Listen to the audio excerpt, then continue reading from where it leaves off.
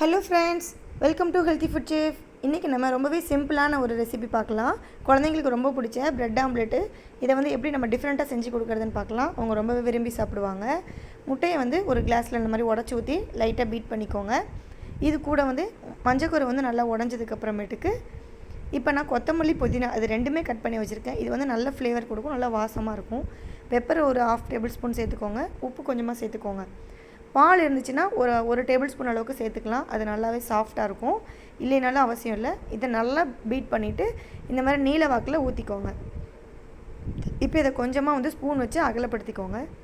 இப்போ நம்ம நார்மலாக வந்து ப்ரெட்டை வந்து ஒரு ப்ரெட்டை எடுத்துகிட்டு அதை வந்து 5 பீஸாக வந்து நீங்கள் நீல வாக்கில் கட் பண்ணிக்கோங்க இந்த மாதிரி.